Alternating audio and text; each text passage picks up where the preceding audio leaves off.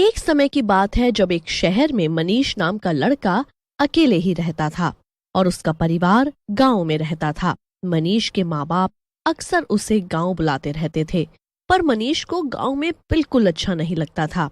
एक दिन जब मनीष हमेशा की तरह वहां बैठा चाय पी रहा था, तो तभी वहां एक लड़की आती है। उसने पुराने फटे कपड़े पहने होते हैं, पर शक्ल से वो बड़ी ही खूबसूरत होती है। मनीष तो उसको एक बार देखता है तो देखता ही रह जाता है। उस लड़की के हाथ में ढेर सारे फूल होते हैं और वो मनीष के पास आकर बोलती है, फूल ले लो बाबूजी, देखो कितने सुंदर और ताजे फूल हैं। फूल? नहीं नहीं, मैं फूल का क्या करूँगा? अरे ले लो बाबूजी, अपनी बीवी को दे देना, वो बहुत खुश हो जाएंगी। मनीष उस फूल वाली की बात सुनकर हंस पड़ता है और फूल वाली से बोलता है, मेरी तो अभी शादी भी नहीं हुई। ओह ऐसा है क्या? कोई नहीं, फिर ये फूल उसे दे देना जिससे आप शादी करना चाहते हो, देखना वो कितनी खुश हो जाएंगी। अरे पर मेरी जिंदगी में तो कोई लड़की है ही नहीं, तो किसे दूंगा? ओहो, ये तो बड़े दुख की बात है कि आप जैसे सुंदर लड़के की जिंदगी में कोई लड़की ही नहीं है। चलो एक काम करो, ये एक फूल आप मेरी तरफ से रख लो। फूल वाली मनीष के हाथ में एक फूल पकड़ाकर वहां से चली जाती है। आगे जाकर वो फूल वाली एक चुड़ैल में बदल जाती है। आखिरकार मुझे एक शिकार मिल ही गया, अब कोई नहीं बचा पाएगा तुझे मेरे जादुई फूल के काले जादू से। चुड़ैल जोर जोर से हंसने लगती है और अचानक गायब हो जाती है। दूसरी तरफ मनीष हाथ में फूल लिए बस उन्हें देखता ही रहता है। फिर जब वो उन फूलों से ध्यान हटाता है और फूल वाली को देखता है, तब तक फूल वाली वहां से जा भी चुकी होती है। फिर मनीष फूल की तरफ देखता है और मुस्कुराने लगता है। बड़ी ही पागल लड़की थी जो मुफ्त में मुझे ये फूल देकर चली गई। खैर जो भी थी, बड़ी अच्छी और साफ दिल की थी। मनीष उस फूल को सूंघता हुआ घर आ जाता है। घर आकर वो उस फूल को एक फूलदान में लगा देता है। उसके बाद वो हाथ मुंह धोकर खाना खाने बैठ जाता है। मनीष जब खाना खा रहा होता है तो उसे बार बार उस लड़की का ख्याल आता है। मनीष जब रात को सो रहा होता है तो उसे बड़ी ही तेज खुशबू आती है। खुशबू इतनी तेज होती है कि मनीष की आंख खुल जाती है। इतनी तेज खुशबू आखिर आ कहां से रही है? मनीष के दिमाग में वो खुशबू इस कदर चढ़ जाती है कि वो सो नहीं पाता। वो खुशबू उसको अपनी तरफ खींच रही होती है। जब काफी देर तक मनीष खुद को रोक नहीं पाता तो वो उठकर देखने चला ही जाता है कि आखिर खुशबू आ कहां से रही है। मनीष अपने कमरे के बाहर जाता है और फिर हॉल में, जहां वो फूलदान में फूल रखा होता है, वो खुशबू उसी फूल की होती है जो मनीष के दिमाग को एकदम सुन्न कर देती है। अच्छा, तो ये खुशबू इस फूल की है। अजीब बात है, एक फूल से आखिर इतनी खुशबू। कुछ तो बात है इस फूल में। ये आम फूलों जैसा तो नहीं है और ना ही इसकी खुशबू। मुझे कल ढूंढना ही होगा उस फूल बेचने वाली को। पूरी रात मनीष ठीक से सो नहीं पाता और फिर अगले दिन ऑफिस के वक्त वो उसी नुक्कड़ पर चाय वाले के पास जाता है। अब मनीष वहीं बैठकर चाय पर चाय पीता जाता है और उस फूल वाली के आने का इंतजार करता रहता है। काफी देर हो जाती है। एक एक करके सब अपनी दुकान बंद करके चले जाते हैं और आखिर में वो चाय वाला भी चला जाता है। मनीष अकेला वहां बैठा रहता है और फिर वो भी वहां से जाने की सोचता है, पर तभी उसे वही फूलों की खुशबू आती है। ये तो वही खुशबू है, लगता है वो आ गई। वो यहीं कहीं है। मनीष इतना बोलता ही है कि तभी वो फूल वाली उसके सामने आ खड़ी होती है।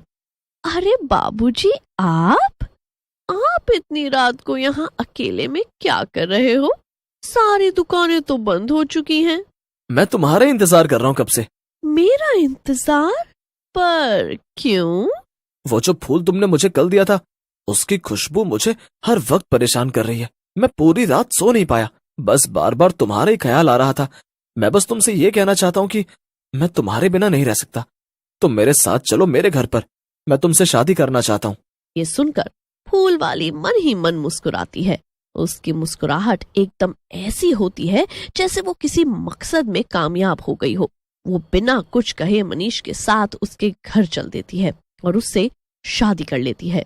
मनीष के दिमाग में उस फूल की खुशबू हर वक्त ऐसे चढ़ी रहती है कि उसे उस चुड़ैल फूल बेचने वाली के अलावा उन दोनों की शादी के बारे में किसी को पता नहीं होता और दोनों को साथ रहते करीब महीना हो जाता है। मनीष का दिमाग फूल वाली पूरी तरह अपने कब्जे में करके रखती है। एक दिन जब मनीष हमेशा की तरह ऑफिस जाता है तो उसके जाते ही फूल वाली चुड़ैल बन जाती है। आज अमावस है, आज मुझे अपना काम पूरा करना होगा, बस शाम तक का वक्त है मेरे पास, सब तैयारी करनी होगी मुझे। बस फिर फूल बेचने वाली चुड़ैल पूरे घर को फूलों से भर देती है। पूरे घर के कोने कोने में फूल ही फूल होते हैं और उनकी खुशबू से पूरा घर महक रहा होता है। घर के बीचों बीच फूल बेचने वाली चुड़ैल सिंदूर से एक चक्र बनाकर रखती है जिसके ऊपर उसने कुछ मोमबत्ती जला रखी होती है। रात हो गई है, मनीष आ ही रहा होगा, मैं अपना काम शुरू कर देती हूँ और पूरे घर की लाइट बंद कर देती हूँ। चुड़ैल बस फिर पूरे घर में अंधेरा करके उस चक्र के पास बैठ जाती है और अपना काला जादू शुरू कर देती है। उसका मकसद मनीष को अपने साथ अपनी दुनिया में ले जाना होता है जिसे वो उस अमावस की रात को पूरा करने वाली होती है। थोड़ी ही देर बाद दरवाजे पर एक आहट होती है, पर सब उल्टा हो जाता है। घर के अंदर मनीष नहीं बल्कि गांव से उसके बाबूजी आ जाते हैं। घर के अंदर घुसते ही चारों तरफ फूल और वो हल्की सी रोशनी देखकर बड़े हैरान हो जाते हैं, पर वो कुछ और सोचे उससे पहले ही चुड़ैल उनको मनीष समझकर अपने साथ अपनी दुनिया में ले जाती है। उसके बाद मनीष की माँ घर के अंदर पैर रखती है। अरे ये मनीष के बाबूजी अभी तो अंदर घुसे थे, तो अचानक कहाँ चले गए? ये घर में भी कोई दिखाई नहीं दे रहा। माँ पूरे घर में मनीष के बाबूजी को ढूंढ ही रही होती है कि पीछे से मनीष घर में आता है। फूल बेचने वाली चुड़ैल के गायब होते ही मनीष के ऊपर चढ़ा जादू भी खत्म हो जाता है और एकदम होश आता है। माँ, आप यहाँ अचानक कैसे? मैं यहाँ कैसे? तू बता कि तेरी हिम्मत कैसे हो गई बिना हमको बताए शादी करने की? कल हमने फोन किया तो तेरी बीवी ने फोन उठाया था, तभी हम आज ही आ गए। काफी देर मनीष सोचता है और फिर उसे सब याद आ जाता है। शादी? हाँ शादी, वो फूल बेचने वाली, मैंने तो उससे शादी कर ली थी। मैंने ऐसे कैसे शादी कर ली उससे? अरे ये सब तू क्या बोले जा रहा है?